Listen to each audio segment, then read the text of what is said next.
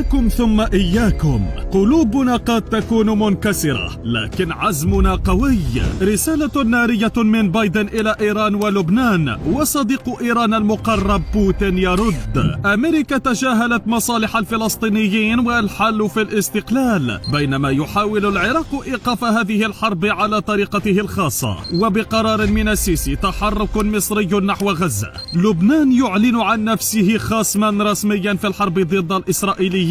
المقاومة الفلسطينية تفي بوعدها تجاه إسرائيل. وبعد تلميحات روسية بدعم الفلسطيني، أمريكا تتراجع عن التدخل العسكري ضد الفلسطينيين. الجيش الإسرائيلي يطلق تهديداته نحو مصر ولبنان. الأردن ينفض غبار الاتهامات عنه بدعم الإسرائيليين. انقسام أوروبي يربك القارة العجوز والسبب إسرائيل. الحوثيون يتوعدون بقصف تل أبيب بصواريخهم ومسيراتهم، وبعد أن وقعت صفقات مع إسرائيل بمليارات الدولارات. الإمارات تدعم فلسطين بالفتات.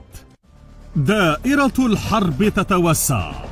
كعادة الحروب في العالم لابد من تدخل غربي على الدوام، وإن لم تكن أمريكا طرفا في الحرب فستدعم أحد طرفيها لتتجه روسيا إلى الطرف الآخر. برأيكم هل هي مصادفة أم محاولة لردع الظلم، أم يمضي كل وفق مصالحه؟ وها هو الرئيس الروسي فلاديمير بوتين يعلن بأن أمريكا تجاهلت مصالح الفلسطينيين، وأن الحل في الاستقلال، وأن إقامة دولة فلسطينية هو أمر ضروري، معتبرا أن الحرب المندلعة منذ أيام بين الجيش الإسرائيلي والمقاومة الفلسطينية تعد فشلا للولايات المتحدة. ليعلن الكرملين أن روسيا تعتزم مواصلة لعب دور في السعي لتحقيق سلام بين إسرائيل والفلسطينيين.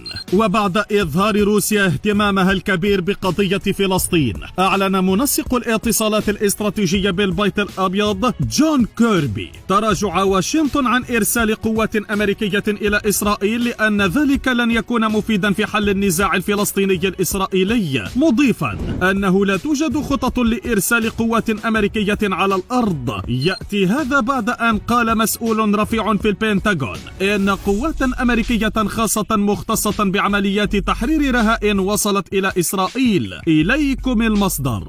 هذا وأكد مسؤول في البنتاغون أن الولايات المتحدة ستركز على تسريع إيصال الدعم العسكري واللوجستي إلى إسرائيل. لقد حيرتمونا يا أبناء العم سام، الحين حترسلوا جنودكم ولا ما حترسلوهم؟ في أوروبا تواصل القارة العجوز تغيير موقفها، حيث أعلن رئيس الدبلوماسية الأوروبية جوزيف بوريل أن بعض إجراءات إسرائيل تتعارض مع القانون الدولي. ما كل هذا التراجع للغربيين؟ ومع ذلك فقد تعهد زعماء الولايات المتحدة وفرنسا وألمانيا وإيطاليا وبريطانيا في بيان مشترك بدعم قدرة إسرائيل على الدفاع عن نفسها، وأكدوا دعمهم الثابت والموحد لإسرائيل. ليواصل الغرب تخبطه وعنصريته، وذلك من خلال الوقوف دقيقة صمت في مجلس حقوق الإنسان على أرواح من قتلوا في الهجوم المباغت للمقاومة الفلسطينية. لكن ماذا عن ضحايا فلسطين التي تقدمهم منذ أكثر من نصف قرن يا هؤلاء؟ ألا يستحقون دقيقة من وقتكم الثمين؟ ليحاول العراق فعل ما لم تفكر به بقية الدول العربية، حيث دعت الحكومة العراقية نظيرتها الروسية إلى التحرك مع الدول الأعضاء في مجلس الأمن الدولي لإيقاف الاعتداءات الإسرائيلية على فلسطين.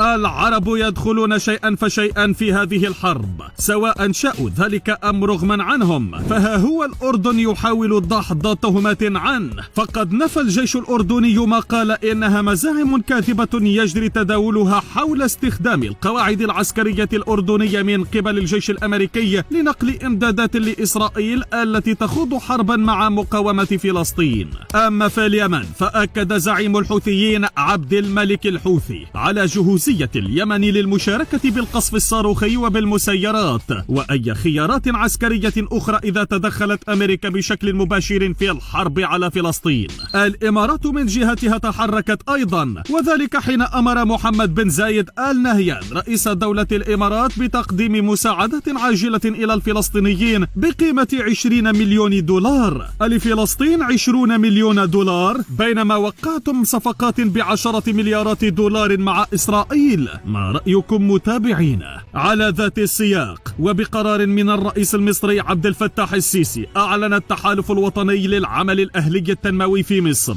أنه تنفيذا لتوجيهات الرئيس المصري سيتم إرسال قافلة شاملة محملة بكميات ضخمة من المساعدات إلى غزة. فيما أكد السيسي أن مصر تتابع باهتمام بالغ تطورات الأوضاع في المنطقة وعلى الساحة الفلسطينية، وأضاف أن مصر لا تتخلى عن التزامها بالقضايا العربية وعلى رأسها القضية الفلسطينية. لتعلن وسائل إعلام إسرائيلية أن إسرائيل أبلغت مصر أنها ستقصف أي شاحنات تحمل مساعدات لغزة، بينما كانت الطائرات الحربية الإسرائيلية قد قصفت معبر رفح للمرة الثانية خلال 24 ساعة، وفق ما أكدت مصادر فلسطينية ومصرية. كيف سترد القاهرة؟ ميدانيا، المقاومة الفلسطينية تفي بوعدها، حيث بدأت بقصف مدينة عسقلان بوابل من الصواريخ ردا على قصف غزة وتهجير الفلسطينيين وإجبارهم على النزوح في عدة مناطق من القطاع، بينما أطلقت المقاومة أيضا رشقات صاروخية مكثفة من قطاع غزة باتجاه منطقة غوش دان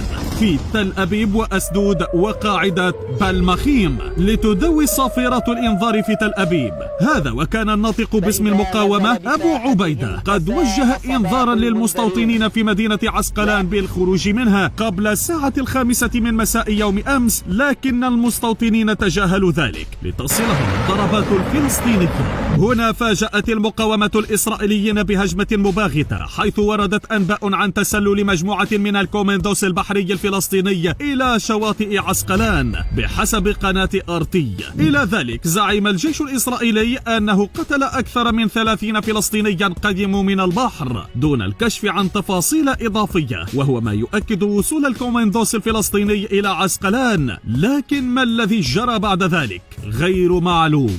ليرد وزير الدفاع الإسرائيلي يوآف جالانت بغضب قائلا إن القوات الإسرائيلية جندت كل الاحتياط وسيطرت على القطاع وتتجه نحو الهجوم الكامل، بينما أعلنت الشرطة الإسرائيلية مقتل ضابطين برتبة رائد ولواء في اشتباكات مع المقاومين الفلسطينيين في غلاف غزة. هذا وأفادت خدمة الإنقاذ الإسرائيلية زاكا بانتشال أكثر من 100 جثة لإسرائيليين بإيري قرب حدود غزة، لتنتقل المعارك إلى الحدود اللبنانية ويصبح لبنان رسميا طرفا في الصراع ضد إسرائيل، حيث تم تنفيذ عمليات تسلل إضافية من جنوب لبنان ما أدى إلى انطلاق صفارات الإنذار في شمال إسرائيل. هناك قالت صحيفة يدعوت أرحانوت إن إسرائيل حذرت مقاومة لبنان من مغبة الانضمام إلى مقاومة فلسطين في الحرب الجارية مع إسرائيل، لتشهد الحدود اللبنانية الجنوبية انتشارا للجيش اللبناني وسط استنفار عسكري للجيش الإسرائيلي، فيما يسود الهدوء الحذر الموقع. من جانب آخر تم إطلاق عشرات الصواريخ من سهل القليلة جنوبي لبنان باتجاه الجليل الغربي. في المقابل قالت القناة 13 الإسرائيلية إن الجيش الإسرائيلي يرد بالمدفعية على إطلاق صواريخ من جنوب لبنان مع سقوط جنديين إسرائيليين في الاشتباكات مع اللبنانيين. ليعلن الجيش الإسرائيلي أنه قصف موقعي استطلاع في لبنان ردا على إطلاق قذائف صاروخية من هناك. وأكد الجيش الإسرائيلي أنه جاهز للسيناريوهات في كافة الجبهات وسيواصل حماية إسرائيل وسكانها. من لبنان إلى سوريا، حيث أعلن الجيش الإسرائيلي عن إطلاق قذائف من الأراضي السورية بعضها عبر أراضي إسرائيل وسقطت في منطقة مفتوحة ليتم تفعيل صافرات الإنذار في الجولان المحتل.